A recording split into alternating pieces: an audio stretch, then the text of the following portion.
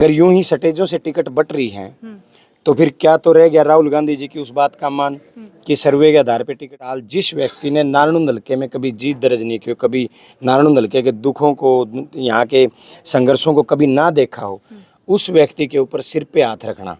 दूसरा, मेरे ख्याल से 2-3 दिन से शैलजा जी को पछतावा होगा कि भाई आपने गलत व्यक्ति की टिकट डिक्लेयर कर। ऐसा आज देखा क्योंकि विकास गला में बहने लग रहा। बिल्कुल, मैं भी आया हूँ और मैं एक वीडियो बना के लेके आया हूँ, आपको भेजूँ। मेरी टिकट तो कांग्रेस पार्टी हाईकमान के पास है। चौधरी भूपेंद्र सिंह हुड्डा और चौधरी उदय भान जी ने फैसला करना है। मेरी तो ऊपर लिया दो रहा है। जो अब मेहनत करने लगे उनके हो सकता है उनको यही लगता होगा कि भी महीने 2 महीने काफ़ी होते हैं। मेरे लिए तो ये 5 साल भी कम है। को थोड़ा फिलहाल भी मेरी गिल है, आप युवा दिलों की धड़कन देखने लग रहे, पहचान के मोहताज नहीं है। जस्सी पेटवाड़ युवाओं को देखो, बच्चों को देखो, बुजुर्गों को देखो, सभी के दिल पे जो राज करने लग रहे। भाई पेटवाड़ गांव के नहीं लोगों पे बल्कि नारनौंद हल्के की पूरी जनता के दिलों पे है जो राज करने लग रहे। बातचीत करने की कोशिश करेंगे। आज जस्सी पेटवाड़ जी ने आज मेरे गिला फ्रेम में देखने लग रहे हो, बातचीत करेंगे। सबसे पहले तो आपने बहुत बहुत बधाई हो लोकसभा चुनाव में जो जयप्रकाश की जो इतनी बड़ी जीत, सबसे बड़ी जीत है जो आपने प्राप्त करी। जयप्रकाश जी की जीत थी, ये तो जनता ने दिलाई है। नारायण हल्के की सभी सारी के सारी जो 36 बिरादरी के भाईचारे की वजह से जो हमें आशीर्वाद मिला जयप्रकाश जी को, उसके लिए समस्त नारायण की जनता का दिल से धन्यवाद। सभी जितने नेतागण साथ लगे हुए थे उनको भी बहुत बहुत धन्यवाद। जा रहे हो आप आज से नहीं, पिछले 5 सालों से लगातार मेहनत कर लगे। क्या कारण है? देखो जो बहुत सारे कैंडिडेट है अभी मेहनत कर लगे, लेकिन आप पिछले 5 साल तक लगातार है जो फील्ड में जनसंपर्क के लिए जान लग रहे हो। साल तो 13 हो गए। आपने 8 काट दिए मेरे। ठीक है, लेकिन यूँ है कि भाई ठीक है, ये तो मेरा मानना ये है कि आदमी को पार्टी का नेता नहीं जनता का नेता होना चाहिए। ठीक है, जब आप घर से निकलोगे तभी लोग आपको जानेंगे, तभी आप लोगों को जानोगे। अपने इलाके की हर चीज़ का पता होना चाहिए। और मैं इस बात में विश्वास करता हूँ कि मैं जिसके साथ जुड़ूँ उसके, केवल उसको नहीं, उसके घर का भी मुझे पता होना चाहिए, परिवार का भी मुझे पता होना चाहिए, ताकि जब मैं सत्ता में आऊँ और चौधरी भूपेंद्र सिंह हुड्डा जी के आशीर्वाद से मैं उन लोगों के उसी हिसाब से काम कर सकूँ। एक मुझे पता है कि मेरा साथी मेरे लिए जी जान से जोर लगा रहा है, उसके परिवार के हालात ठीक नहीं है, तो मेरी सबसे पहली प्रायोरिटी कि उस परिवार के नौजवान भाई को मैं रोज़गार तक पहुंचाने का काम करूं, सरकार में उसके हालात ठीक हों। मेरा ये एक मिशन है। तो मुझे लगता है कि भाई जब तक मैं लोगों के बीच नहीं रहूँगा, लोगों को जानूंगा नहीं, अपने इलाके के बारे में नहीं जानूंगा, तब तक इस बात की घूमने फिरने से ये चीज़ जानी जा सकती है। घर बैठे कोई नहीं जान सकता।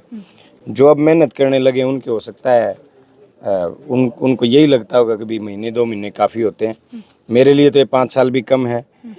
रोज़ यूँ महसूस होता है कि भाई थोड़ा समय बच गया। अभी आपने काट दिया 8। हाँ, कि भाई गांव ज़्यादा बचे हुए हैं, काम बहुत है, समय थोड़ा है। तो मेरे लिए तो ये 5 साल हों, जो 13 साल का जो संघर्ष है, जब पहली बार मैं 2011 में इस फील्ड में लग के ये सोचा था कि भी लोगों के लिए काम करेंगे, समाज की सेवा करेंगे और भाईचारा बना के एक लंबा रिश्ता नारायण के लोगों के साथ निभाएंगे, तो ये केवल 2 महीने में नहीं हो सकता, इसके लिए सालों लग जाते हैं। 2019 की बात करूं मैं, 10 की 10 सीट है जो लोकसभा की सीट बीजेपी के पक्ष में गई थी, लेकिन अब की बार की मैं बात करूं 5 ही सीट बीजेपी की और 5 ही कांग्रेस की। क्या मतलब जनता अब की बार बदलाव चाह रही, क्यों चाह रही, मतलब क्या कारण है, बड़ा कारण?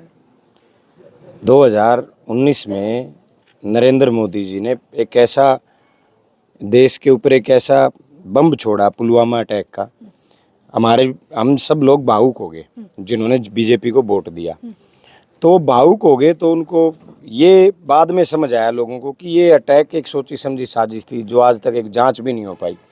पुलवामा में जो हमारे सैनिक मरे, जो शहीद हुए हमारे सैनिक, उन सैनिकों की शहादत से पूरा देश में एक तरह से खून में उबाल आ गया।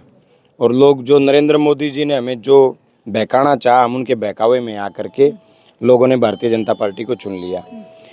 जब लोगों के सामने नरेंद्र मोदी जी की असलियत धीरे धीरे सामने आई तो हालात बदले तो कांग्रेस पार्टी ने कांग्रेस जो राहुल गांधी जी के खिलाफ एक इमेज बना रखी थी, उस इमेज में जब भारत जोड़ो यात्रा में राहुल गांधी जी निकले तो देश को पता चला कि ये तो भारतीय जनता पार्टी के उस पैसे का कमाल था जिससे जानबूझ के राहुल गांधी जी की इमेज खराब कराई जा रही है।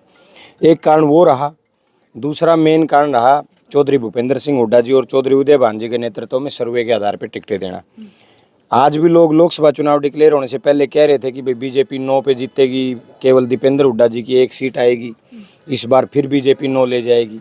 लेकिन पार्टी हाईकमान ने बहुत शानदार फैसला किया, सर्वे के आधार पर टिकटें देने का काम किया और सर्वे के आधार पर टिकट दी तो 9 में से कांग्रेस, क्योंकि 1 सीट जो है कुरुक्षेत्र की वो आम आदमी पार्टी चुनाव लड़ रही थी गठबंधन में, तो 9 में से कांग्रेस पार्टी ने 5 पे तो जीत दर्ज की और 5 सीटें ऐसी थी जहाँ 7.5 लाख का अंतर था वहाँ 1 लाख से हारे, जहाँ 6 लाख का अंतर था वहाँ 70,000 से हारे, जहाँ 5.5 लाख का अंतर था वहाँ 40,000 से हारे। मतलब हम 6 लाख वोट के जो फैसले को कम करने का काम किया। अभी मैं कांग्रेस की बात करूंगी, मतलब टिकट किस आधार पर देनी चाहिए, योग्यता के आधार पे या फिर सर्वे के आधार पे, किस आधार पर? मतलब बहुत सारे कैंडिडेट, ट्रक भर के कैंडिडेट खड़े हो रहे हैं, सारे अपने गोज में टिकट गाल के फिरने लग रहे हैं, मतलब किस आधार पर टिकट मिलनी चाहिए? ना मेरी तो कोई जगह में टिकट है को नहीं, मतलब और आके मेरी तो ऊपर लिया दो रहा है। सर्वे के आधार पे टिकट मिलेगी, देनी चाहिए नहीं, ये फैसला आप और मैं भी नहीं कर सकते। जिन लोगों की गोज में टिकट है वो तो उन लोगों को पता है। मेरी टिकट तो कांग्रेस पार्टी हाईकमान के पास है, चौधरी भूपेंद्र सिंह हुड्डा और चौधरी उदय भान जी ने फैसला करना है और सर्वे के आधार पे ही फैसला होगा। लोकसभा चुनाव में कितने बड़े बड़े घरानों की टिकटें कटी, किरण चौधरी की बेटी की टिकट कटी, चौधरी वीरेंद्र सिंह जी कांग्रेस में एक बहुत बड़े नेता हैं, उनके बेटे की टिकट कटी, कैप्टन अजय यादव जी की टिकट कटी। वो इसलिए कटी ना क्योंकि सर्वे के आधार पे कांग्रेस ने टिकट दी और सर्वे के आधार पे टिकट दी तभी हम 9 में से 5 जीत पाए। तो टिकट सर्वे के आधार पे ही मिलेगी। योग्यता जिसका सर्वे बोलेगा, जिसका सर्वे अच्छा होगा उसमें योग्यता भी होगी, बिना योग्यता वाले का सर्वे कैसे हो सकता है? तो टिकट सर्वे के हिसाब से। अभी आपने किरण चौधरी का जिक्र किया, लोकसभा में मतलब उसकी टिकट कटने के बाद तुरंत उन्होंने बीजेपी ज्वाइन कर ली और पहले मतलब कांग्रेस में थी जब बीजेपी की जो मतलब बुराइयां કર્યા कर दी, लेकिन अभी बीजेपी की गुणगान करने लगी, मतलब क्यों? वो तो किरण चौधरी जी बताएं, ये फैसला तो उनका है, बीजेपी क्यों ज्वाइन की। अभी वो बीजेपी के विकास कार्य गिनवा रही है। नहीं, मैं तो सिर्फ इतना कह सकता हूँ, अगर किरण चौधरी लोकसभा चुनाव से पहले बीजेपी में चली जाती तो हम 1 सीट भिवानी और जीत जाते। अच्छा, बिल्कुल। तो अगर बीजेपी के देखो विकास कार्य की बात है कि बीजेपी सरकार में नारनौंद हल्के में अपना विकास कितना है, हमने विकास आज देखा है क्योंकि विकास गला में बहने लग रहा है। बिल्कुल, मैं भी आया हूँ और मैं एक वीडियो बना के लेके आया हूँ, आपको भेजूंगा। नारनौंद शहर में दुकानों के अंदर पानी है। जो अभिमन्यु जी अपने आप को विकास पुरुष की संज्ञा देते हैं, अपने बड़े बड़े बोर्ड अभिमन्यु जी ने नारनौंद में लगवाए हैं। आप जाओ कैप्टन अभिमन्यु के पास और पूछो कौन सा विकास आपने करवाया। एक तहसील तक का पानी आपसे 10 साल में आप बीजेपी यहाँ से निकाल नहीं सकी। पानी की निकासी का प्रबंध पूरे हल्के में बीजेपी कर नहीं सकी। पीने के पानी की व्यवस्था बीजेपी कर नहीं सकी। तो किस बात का विकास कैप्टन अभिमन्यु जी ने किया है? विकास किया खुद का, कमीशन खोरी की, जी भर के कमीशन खाया है। 30 पैसे कमीशन फिक्स था कैप्टन साहब का हर धंधे में। कॉलेज बनवा दिया 6 करोड़ का, कमीशन घर पहुंच गया करोड़ रुपए, लेकिन उसमें मास्टर लेक्चरर करने थे ना, उन पे कभी ध्यान नहीं दिया। हॉस्पिटल बनवा दिए 6-6 करोड़ रुपये के, उन हॉस्पिटलों में आज दरारें आई पड़ी हैं क्योंकि वहाँ कोई शर की गोली देनी अभी डॉक्टर नहीं है। तो डॉक्टर रखने में कमीशन था नहीं, बिल्डिंग बनाने में कमीशन था। तो कैप्टन साहब से मैं पूछना चाहता हूँ, बल्कि आप जाना, आप पत्रकार हैं और आप मेरा नाम लेके पूछना कि मैंने पूछा है, आज की हालात नारनौंद के लेके जाना कैप्टन साहब के पास कि भाई कौन सा विकास आपने करवाया। तो आने वाले समय में अगर आप विधायक बन गए तो मतलब शिक्षा के ऊपर और स्वास्थ्य के ऊपर और रोजगार के ऊपर आप क्या काम करोगे? मेरी प्रायोरिटी सबसे पहले रोजगार है। मेरे भाइयों के लिए रोजगार होना चाहिए। जो हरियाणा रोजगार देने में हुड्डा साहब के समय नंबर 1 था, आज बेरोजगारी में नंबर 1 है। मेरी प्रायोरिटी सबसे पहली पीने के पानी की है, रोजगार के बाद। दूसरा निकासी की है। शिक्षा में जो आज बीजेपी ने 5100 स्कूल पूरे हरियाणा में बंद कर दिए, दुर्भाग्य है देश का। बीजेपी चाहती है गरीब का बेटा गरीब ही रहे, मजदूर ही बने और मजदूरी ही करे, तभी तो सरकारी स्कूलों को बंद किया जा रहा है। गरीब मजदूर का बेटा पढ़ता कहाँ है? गांव के सरकारी स्कूल में पढ़ता है, वो बीजेपी बंद कर देगी। दूसरे गांव में कोई आदिकाल में थोड़ी हम जी रहे हैं कि कोई ये 1950 का ज़माना है जहां हम दूसरे गांव में लंबे लंबे दूरी तय करके हम स्कूल में जाएं।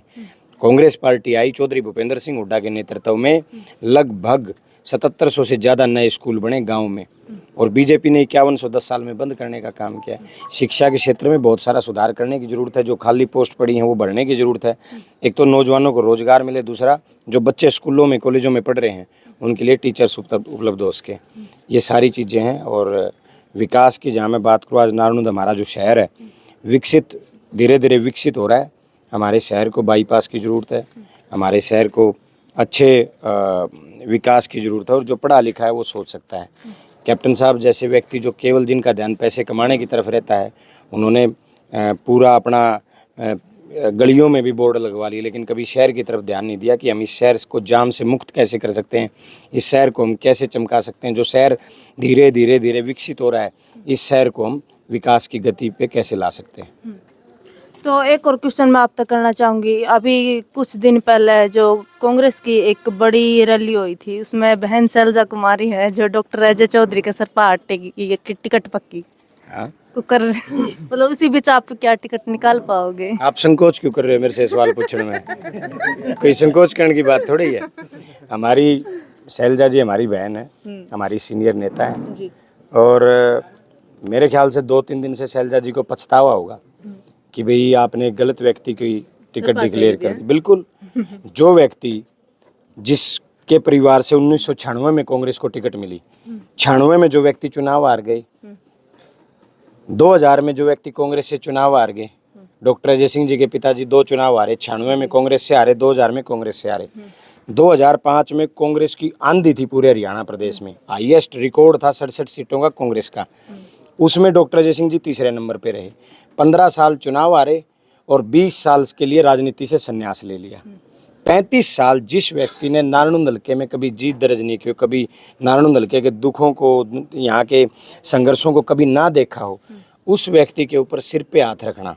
दूसरा, जिस व्यक्ति ने 2 महीने पहले चुनाव हुए हों, लोकसभा के चुनाव में 1 दिन 1 मिनट सिंगल सेकंड भी कांग्रेस पार्टी के प्रत्याशी के लिए नहीं दिया, उस व्यक्ति के सिर पे हाथ रखना, मुझे लगता है बहन जी हमारी जो शैलजा जी हैं, वैसे तो वो बहुत बड़ी नेता हैं वो कांग्रेस में, मेरा लेवल नहीं है इतना ऊंचा कि मैं उनके बारे में कोई बात करूं, लेकिन भाई तो हम भी किसी के हैं जी, बेटे तो हम भी किसी के हैं।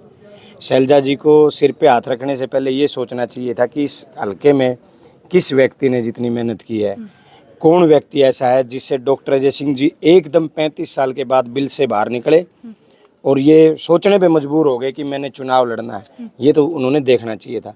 डॉक्टर अजय सिंह जी रैली कर रहे हैं, करो, अच्छी बात है, रैलियों से पार्टी को मजबूती मिलती है, लेकिन शैलजा जी ने ये सोचना चाहिए था कि जो दूसरे लोग हैं, जिन 23 लोगों ने नारायण से नामांकन भरा है, 20-20 हज़ार रुपये अपनी जेब से लगाए हैं, या जो 2600 लोगों ने पूरे नारायण में पूरे हरियाणा में 2600 लोगों ने जो पार्टी के टिकट पे चुनाव लड़ने के लिए अप्लाई किया है, उन लोगों का क्या होगा? अगर यूं ही सटेजों से टिकट बट रही हैं, तो फिर क्या तो रह गया राहुल गांधी जी की उस बात का मान कि सर्वे के आधार पे टिकट देंगे? क्या उस बात का मान रह गया जहां पार्टी कहती है कि स्क्रीनिंग कमेटी बैठेगी और स्क्रीनिंग कमेटी में बैठ के फैसला होगा कि कौन उम्मीदवार पार्टी के लायक है? क्या उस बात का मान रह गया जिसमें खड़गे जी, हमारे प्रभारी दीपक बाबरिया जी, हमारे चौधरी भूपेंद्र सिंह हुड्डा जी, चौधरी उदय भान जी जो कहते हैं कि भाई जिताऊ और टिकाऊ को हम टिकट देने का काम करेंगे? मुझे लगता है ये इस पे पार्टी को संज्ञान लेना चाहिए। अगर यूं ही ऐसे व्यक्तियों की जो आए दिन पार्टी को नुकसान करते हैं, डॉक्टर अजय सिंह चौधरी जी, अभी मैंने भाषण सुना उनका रैली में, वो कह रहे थे कि भाई हम उन लोगों को भी जोड़ेंगे जो लोकसभा में हमसे दूर रहे। मैं तो डॉक्टर साहब को कहना चाहूँगा, पहले तो आप खुद पार्टी से जुड़ो, क्योंकि लोकसभा चुनाव में तो आप ही नहीं थे। उन्होंने मंच से कहा और आप पूछना भी कि भाई लोकसभा में उन लोगों को जोड़ो जो हमें वोट नहीं दे पाए। मैं तो कहता हूँ डॉक्टर साहब, आप तो ना तो वोट डालने आए, ना 1 सेकंड के लिए जयप्रकाश जी के मन साझा करने आए, ना किसी को ये कहने आए कि भाई कांग्रेस के प्रत्याशी को वोट देना। तो पहले तो डॉक्टर साहब को खुद जुड़ना चाहिए पार्टी से। दूसरा, मैं बहन जी से कहना चाहूँगा, बहन जी भाई बेटे तो हम भी किसी के हैं, और रैलियाँ तो 4 महीने पहले करी हैं। 4 रैलियाँ इस विधानसभा में आज तक रिकॉर्ड है, एक व्यक्ति ने पूरी 72 साल के इतिहास में नहीं की हैं, मैंने 5 साल में की हैं। दीपेंद्र हुड्डा जी, जयप्रकाश जी MP बनने के बाद 2 बार आ चुके हैं। वो तो कभी ये नहीं कह के गए भाई जस्सी हमारा साथी है, मेहनत करता है, इसको टिकट देंगे, आप जिता के भेजना। ये पार्टी फॉर्म की बातें हैं, पार्टी फॉर्म पे ही अच्छी लगती हैं। और मुझे लगता है कि हमारी बहन जी जो हैं बड़ी सीनियर नेता हैं, कहीं ना कहीं उन्हें इस बात का जरूर पछतावा होगी कि मैंने गलत व्यक्ति के ऊपर सिर पे हाथ रख दिया। बच्चा बच्चा के अंदर है, जस्सी की लहर बन रही। चुनावी सर्वे कराना हमने कहा कि जस्सी की लहर है, पार्टी का हमने कोई मतलब नहीं, जस्सी जिताना बस। के कारण है इतने मतलब दिलों में जगह बनाने का कारण? आप इतने गुण ना गाओ, गुण सच्ची है जी, क्योंकि सर मैं गुण निगा रही जी, जनता की राय है। आप ज्यादा गुण गाओगे तो ये सारे ये जिनसे देखनी है ना आपका चैनल ना ये जो चैनल देखनी है ये नहीं सोचेंगे भाई आप कि मेरी कि मैंने बातचीत हो रही है भाई ये चीज पूछनी है, लेकिन आपको बताऊं मैं बिल्कुल आप निष्पक्ष करते हो। मैं ईमानदारी से बताऊं, आपने मुझे उलाना दिया कि मैं आपको कई बार फोन कर चुकी हूँ। बाकी वो लाना तो मैं दर्शकों ने भी बता दूंगी कि भाई मैंने काफी समय तक मैं इनके पास में जो फोन कर रही हूँ समय मांगने लग रहे, काफी समय के बाद में इन्हें हमारा समय दिया है। बहुत बहुत धन्यवाद। मैं शुरू में धन्यवाद नहीं कर पाई थी आपका। ऐसी बात नहीं है, मैंने आज आपको 2 बजे का समय दिया। हाँ जी, भाई बारिश होने लग रही थी, आप 2 बजे आना। मैं गांव के 2 गांव छोड़ के आया कि आपने कई बार मेरे को कहा। मैं सुबह 8 बजे से लेकर रात के 11 बजे तक फील्ड में रहता हूँ। आज आप यहाँ नहीं आते तो आज फिर नहीं मिलते, आपका एक और रूल आना हो जाता है मेरे कितने और पकड़ दे जी आपने। तो ऐसा है। आप तो सोच रखी मैंने आपके सर्वे देखे, काफी अच्छा कर रहे हो आप, चाहे किसी का आप काटते नहीं, बल्कि मेरे पीछे तो लोग इस तरीके से पड़े हो, अगर किसी वीडियो में मेरा नाम भी आ जाता है, कोई ले देना बेचारा, कोई बुजुर्ग कोई नौजवान साथी या गांव में जब लोग सर्वे के नाड़ुंद में जा रहे हैं खासकर, तो उन्हें बहुत मेहनत करनी पड़ती है। बहुत सारे पत्रकारों को कटिंग बहुत ज़्यादा करनी पड़ती है, क्योंकि जिस भी गांव में जाएं 2-4 किसी भाई के मिल जाएं तो अलग बात, नहीं तो सारे ये कहते हैं भाई जस्सी ने मेहनत कर रखी है। आप अच्छा दिखाते हो। और बहन जी मैं बिल्कुल बड़ा आपका धन्यवाद करता हूँ कि जितने आपने सर्वे डाले आपने सच्चे डाले हैं, और आप ऐसे ही मेहनत करना। जो निष्पक्ष चल रहा है हमारा चैनल, किसी के पक्ष में नहीं दिखा रहा है, जो जनता दिखा रही है ना, जनता के जो विचार है वही हम दिखा रहे हैं। तो धन्यवाद सर, आप लगे रहो, बहुत बहुत धन्यवाद। धन्यवाद सर। तो भाई जस्सी पेटवाड़ युवा दिलों की धड़कन आप फिलहाल देखने लग रहे थे मेरे गले फ्रेम में। तो भाई आपकी क्या राय इस वीडियो के प्रति? युवाओं के, भाई बुजुर्गों के, बच्चों के दिल में है जो मतलब जस्सी की नाम की जो लहर बढ़ रही है, तो आपकी क्या राय इस वीडियो के प्रति? आपने आपकी राय जो सब कमेंट के जरिए जरूर रखनी। मिलते हैं नेक्स्ट वीडियो में। जय हिंद, वंदे मातरम।